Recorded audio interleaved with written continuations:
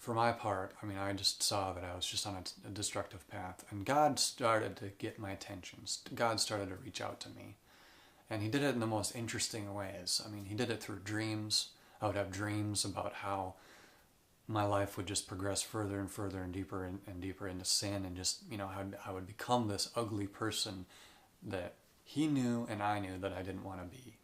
He would show me this, and then He would reach out to me through lyrics of secular radio.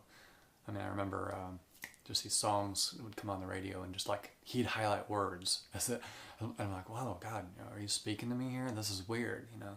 And actually, at the time, God was my favorite subject. I would talk about Him at work. When the subject came up, I'd be happy and excited about God, and because that's what I really deep down wanted, even though I maybe felt trapped in my sin, or I wanted my sin too. I wanted sin too, and God and sin too, whatever. But I realized that I couldn't have my sin and God too. The sin was going to destroy me. The sin was going to eat me up and just chew me up, spit me out, and I'd be destroyed. So I knew this, and God was speaking to me. And then one day, my mom drops by a note by the house. She leaves a note for me that says, "I love you, and I'm praying for you," something to that effect. And so I called her up right away. I said, "Mom, take me to church. I want to go back to church. I want to get reconnected with God." And prior to this, she had taken me out, on a few occasions before, and tried to talk some sense into me, and I just wouldn't listen. I'd just be hard-hearted, just wouldn't listen. She, at the time, was going to a Bible college there in Spokane, where I lived, Moody, Northwest, and she'd have everybody praying for me and stuff, and things like that. So I guess it was working. But anyway, so she brought me to church, and that was cool. And then just within a week, there was this event coming to town. It was called Promise Keepers event. They were doing what they called a wake up call. This Promise Keepers wake up call, and so my mom asked me if I wanted to go, and I said sure, I'll go. So I went to this Promise Keepers wake up call event. I mean, they have the bigger events, bigger cities, which I went to one later in Seattle. But this one was just, it was really amazing. I sat way in the back. I think I sat in the very back row, and the guy started talking, and he's talking about this story about when this rich young ruler came to Jesus and said, "Jesus, good teacher, what must I do to have eternal life? What can I, basically what do I have to do to get saved?"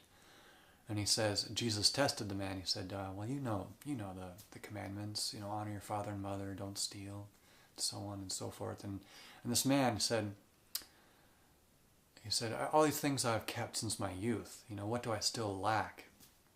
And then Jesus again tests him and says, "Go and sell everything that you have, give all your money to the poor, and come follow me. Come follow me." And the man went away sad. And it said, prior to this, it said Jesus looked at him and loved him. But anyway, the man went away. He didn't do as Jesus asked. He went away sad because he had great wealth. And then Jesus makes the comment, I think he says, how hard it is for the rich to enter the kingdom of heaven. And so on. And then his disciples said, "Well, if this is the case, who then can be saved?" And Jesus says, "With man this is impossible. But with God all things are possible. With man this is impossible." And that goes across the board, rich and poor. But anyway, the story just struck me. This rich young ruler, long since dead, right? He's been dead for 1900 years. What does he have to show for it? He died a wealthy man. So what? Big deal. He didn't follow Jesus. He didn't make a difference. He didn't find his real purpose in life. He let it go for a few bucks. He let it go. He let eternal life, a relationship with Jesus, slip through his fingers because he was unwilling to part with some dough. I didn't want to make the same mistake. And you know, when the man was given this message, he says, "And to anyone, any of you who want to follow Jesus today, you know, who want to be his disciple, who want to leave all and follow him, I want you to just come up on stage and just make that commitment in front of the rest of these men." And I was just about ran forward. I mean, nothing could keep me away.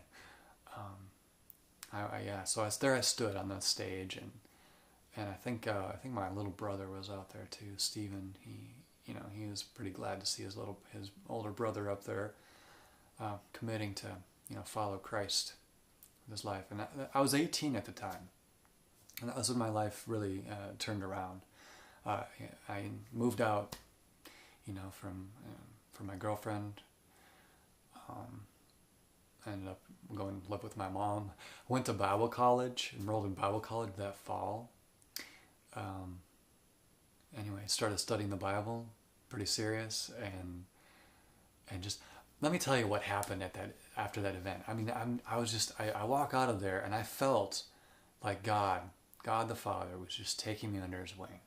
That's what I felt. I felt like he was just taking me under his wing. He was gonna look after me. Like this meant something to him, that I was committing to follow Jesus, and he was gonna help me. He was gonna do everything he could to help me in this pursuit, and sure enough, he did. I had been involved with breaking into cars and stealing things.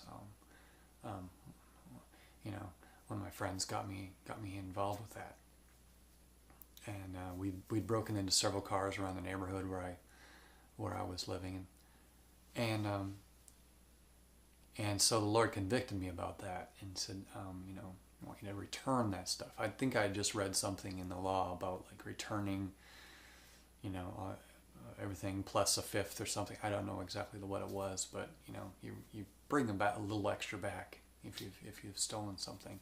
And so that's what I did. I went and returned all the items that I'd stolen, especially to this one girl that we broke into her car and stole a lot. And I knocked on her door, and I remember and she answered the door, the very one who owned the car, and I said, "Well, you might remember a few years ago, you know, your car got broken into, and that was me. And here's what I'd stolen. Here's an extra $100, you know, to just recoup your costs of whatever, you know, you lost that day." And that was that. It was pretty cool how, you know, it's like God says, make it right. And that was just one instance. Well, I remember seeing her, and I remember seeing her later on in a restaurant, and I'm like, where do I know her from? I'm looking at her, I'm like, where do I know her? And then it dawns on me who she was, and I'm like, uh-oh. And so I went and hid, because I didn't want her to see me again, you know, because I was just so embarrassed about that. But anyway, yeah, so the Lord started just making things right in my life, and that was really amazing. Oh, it's really amazing. I started going to these. I remember at the time I was going to these full gospel, you know, meetings or whatever. I went to a few of those with my brother Stephen. My mom was looking for, you know, men to mentor us, godly mentors, and so these guys allowed us to come to their meetings and so on. And so I remember sharing some of my story and how I came back to Jesus with them, and they shared some really awesome things. That in fact they even, like what I would say, prophesied over us that we would be doing ministry together, me and my brother. And I couldn't see how that was going to happen. Me and my brother really didn't get along too well. But years later that did come true. It's a pretty cool story, which I will save for another day. So stay tuned. Thanks for listening. Hope you were encouraged and blessed by this story.